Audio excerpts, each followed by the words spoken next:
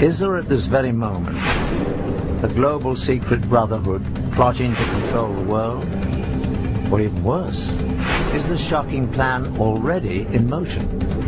Have devastating weapons already been positioned around the world to cause catastrophic results? Can it be stopped?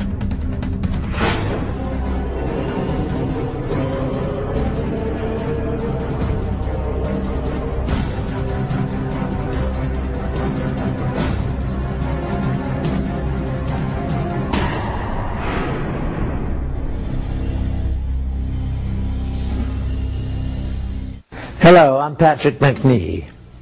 The Illuminati is said to be a global secret society that has been operating for centuries.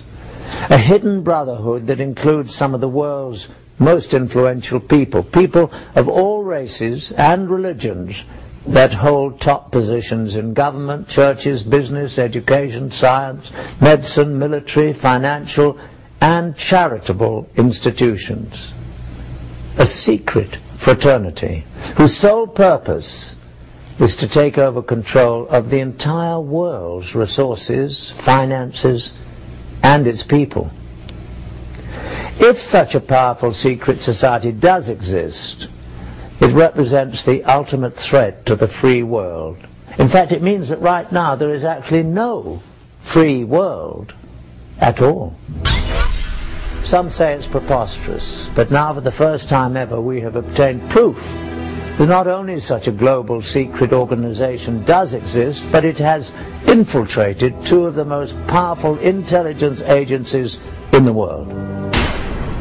What's more, weapons of mass destruction have been hidden in the USA and other countries for future use. How could this happen?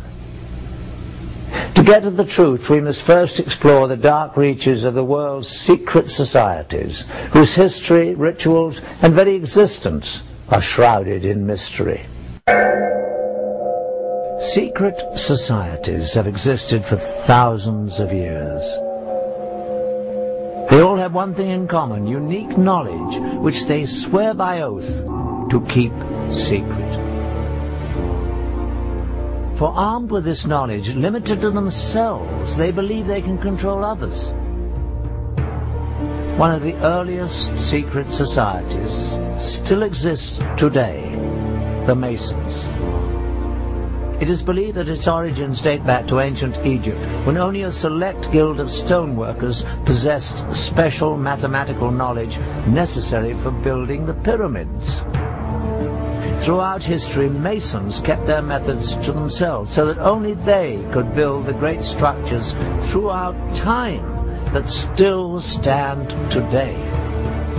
First, the pyramids, and on to the great castles and cathedrals of Europe. But secret societies were not limited to tradesmen.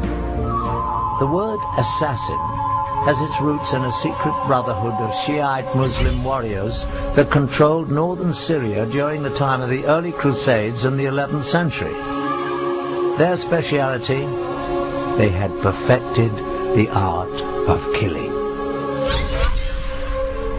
The sect was founded by Hassan-i-Sabah, called the Old Man of the Mountain, who ruled from a remote stronghold.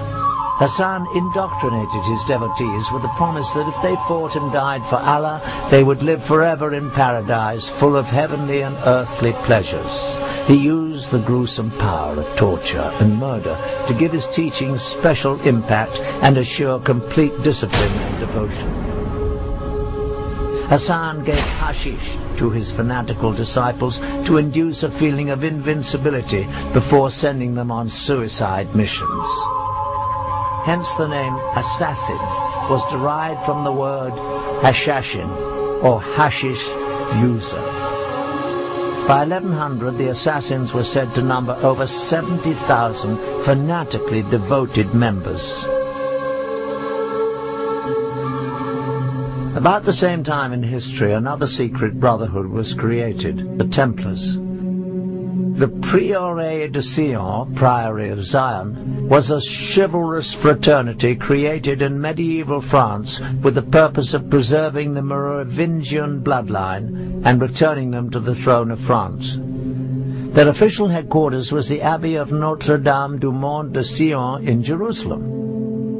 In 1117, Baldwin I, King of Jerusalem, found himself greatly indebted to the priory for their services in helping him attain the throne. In return, the king negotiated the constitution of the Knights Templar as the military and administrative arm of the Priory of Zion.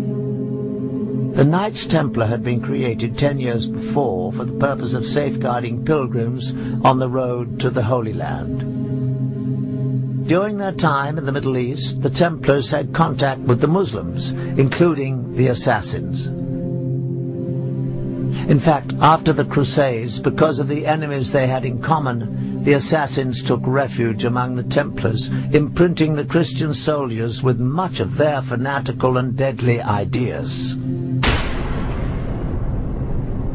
As the Templars developed, they became not at all an orthodox Christian organization. But their secret rituals and doctrine were much more mystical, heretic, and occult-oriented.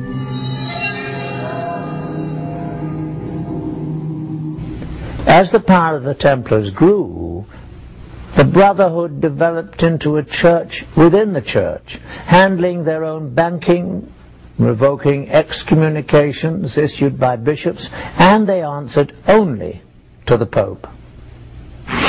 Everything about the Knights Templar has at least an element of mystery about it. Right from its beginnings, it was founded just after the First Crusade, which had reopened the way between Europe and the Holy Land. And in about 1118, 9 French knights, all of whom were connected with the court of the Count of Champagne, went over to the Holy Land with this mission, they said, to protect the roads and the pilgrimage routes, to make them safe for pilgrims who would now be able to visit the holy places. Now, once they arrived in the Holy Land, there's actually no evidence that they did anything for 9 years or so. And right from the beginning, there's something that doesn't quite connect. And there's other evidence that this mission of protecting the pilgrimage routes was actually just a cover story. They actually went there for another reason. For some reason, these 9 knights thought that there was something to be found there. There's certainly evidence that they excavated beneath the Temple Mount. Archaeologists have actually found Templar artifacts from those excavations. As it turns out, the Templars spent very little time on the roads at all. Most of their 9-year stay was spent digging out old tunnels under the Temple Mount, the original site of the biblical Temple of Solomon. What were they looking for? The temples of Solomon had long since been destroyed, yet in times of trouble, the priests were known to have hidden religious treasures in secret underground vaults until it was safe to remove them. The Bible tells us that the Ark of the Covenant and other treasures of the temple survived several foreign invasions in this way. Perhaps the Holy Grail had survived in the labyrinth under the temple as well, waiting for man to rediscover its power. Certainly it was no accident that the knights stationed themselves in a mosque that rested on the ancient site. In fact, it was after their stay that they changed their name to the Knights of the Temple, or the Knights Templar. A monk by the name of Bernard, who later became Saint Bernard, was involved in the formation of the Templars. Saint Bernard was involved in deciphering ancient Hebrew text. Bernard, although in many ways a very worldly person, was also very spiritual. In ways that are quite odd for his time, he was very much into the feminine side of religion, very much into the Black Madonna cults of particularly of the south of France, which are very kind of mysterious, almost pagan. He had a great veneration for the feminine, embodied in lots of ways in the Virgin Mary, which was actually quite unusual for his time, and that appears to be the thing that drove him more than anything else.